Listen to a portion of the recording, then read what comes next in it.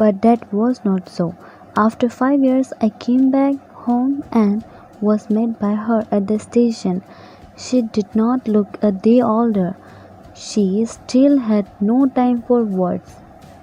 And while she clasped me in her arms, I could hear her reciting her prayers. पर जैसा मैंने सोचा था वैसा कुछ नहीं हुआ। मैं 5 years बाद में वापस घर आया और स्टेशन में दादी माँ मुझे मिली और मेरी दादी माँ एक दिन की भी ज़्यादा बूढ़ी नहीं लग रही थी और अभी दादी माँ के पास समय नहीं था बात करने का। और जब उन्होंने मुझे गले लगाया तो मैं सुन सकता था कि दादी माँ अभी भी प्रेयर कर रही थी। Even on the first day of my arrival, her happiest moments were with her sparrows, whom she fed longer and with frivolous rebukes. जिस दिन लेखक आए थे अपने घर को वापस, उस दिन भी दादी माँ जो है वो स्पैरोज के साथ में बिज़ी थी, उनको खाना खिलाने में बिज़ी थी। तो उनके साथ में थोड़ा बहुत डांट वांट रही थी स्पैरोज को, तो वो उनमें बिज़ी थी। In the evening a change came over her.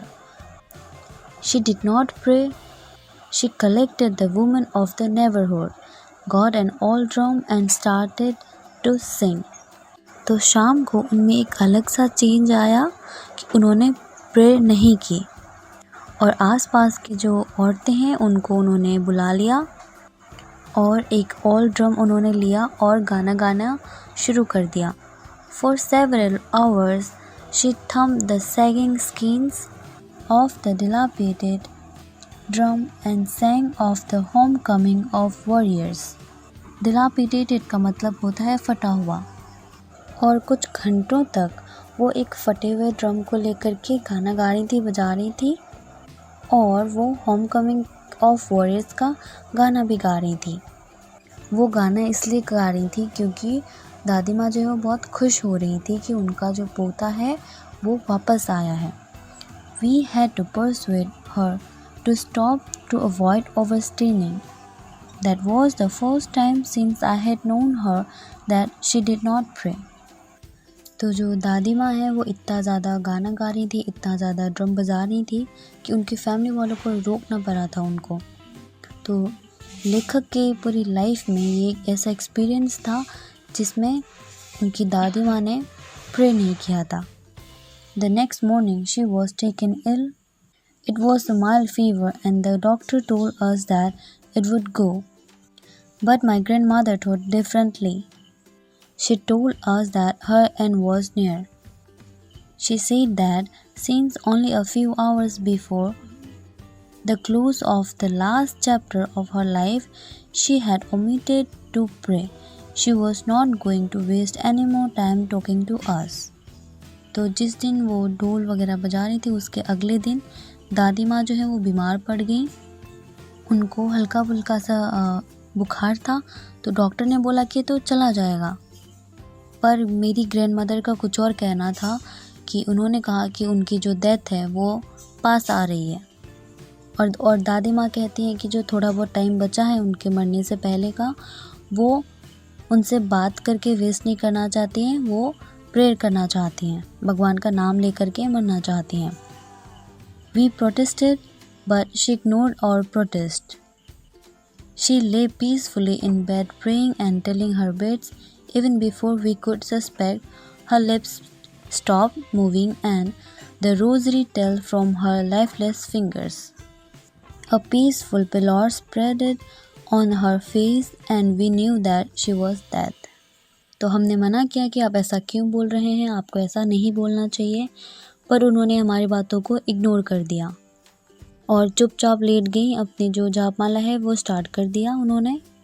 कि इससे पहले कि हमें कुछ समझ आए कि वो ऐसा क्यों कर रही हैं, उनकी जो लिप्स है वो बंद हो गया, हिलना डुलना उनका बंद हो गया, मतलब उनकी जो प्रेयर है वो वहीं पे रुक गई और जो बिट्स हैं, जो जापमाला जो होता है वो उनके लाइफलेस फिंगर से गिर गई नीचे। और दादी माँ के चेहरे पर काफ़ी शांति थी और पीलापन सा आ गया था। तो उनकी फैमिली वाले, जो लेखक के फैमिली वाले हैं, वो समझ गए थे कि दादी माँ की अब मौत हो चुकी है।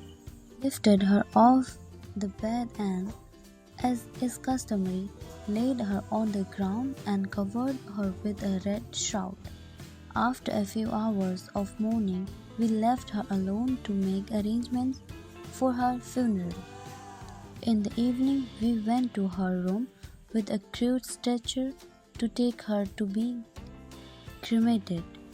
तो हमने दादी माँ को बेड से उतार दिया, जैसे कि हमारे रीति रिवाज में होता है, और उनको नीचे लिटाल दिया ग्राउंड में, और एक रेड श्राउड से उनको ढक दिया, यानी रेड श्राउड यानी और लाल दफन जो होता है। तो कुछ घंटों के रोने धोने के बाद में, मौन वगैरह करने के बाद में, उनको हमने अलग छोड़ दिया, अकेले छोड़ दिया, ताकि हम उनके फ्यूनरल के लिए कुछ अरेंजमेंट्स कर पाए। और शाम को हम उनके रूम में एक स्ट्रेचर लेकर के गए, ताकि उनको ले जाया जा सके, ठीक है, जहाँ पे उनका फ्यूनरल होगा वहाँ पे। The sun was setting and had lit her room and veranda with a blaze of golden light.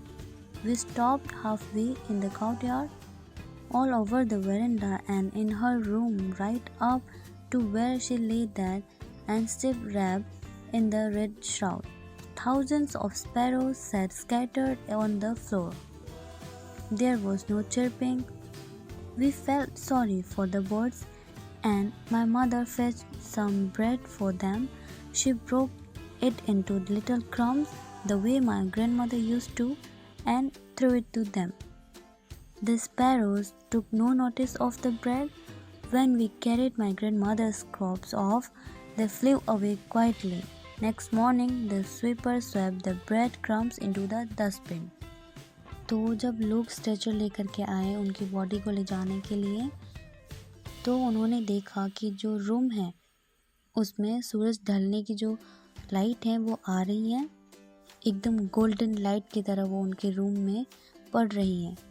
तो वो लोग काउडयार्ड में ही रुक गए, आधे रास्ते में ही, और उन्होंने देखा कि वरांडा से लेकर के जो रूम है वो पूरी की पूरी जो स्पैरोज है वो आकर के बैठी हुई थी फ्लोर पे, पर वो कोई चिर्प नहीं कर रहे थे, वो बिल्कुल चुपचाप बैठे हुए थे।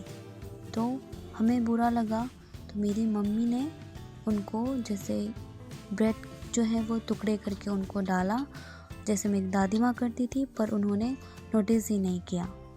और जब हमारी जो दादी माँ है उनकी डेड बॉडी को लेकर के गए, तो जो स्पैरोज हैं वो भी चुपचाप उड़ गई वहीं से। और अगली सुबह स्वीपर आया और स्वीपर ने जो ब्रेड क्रम्स हैं उसको स्वेप्ट किया और डस्टबिन में डाल दिया। तो यहाँ पे आपका चैप्टर होता है कंप्लीट। आई होप आप सबको समझ में आई हो। Thank you so much.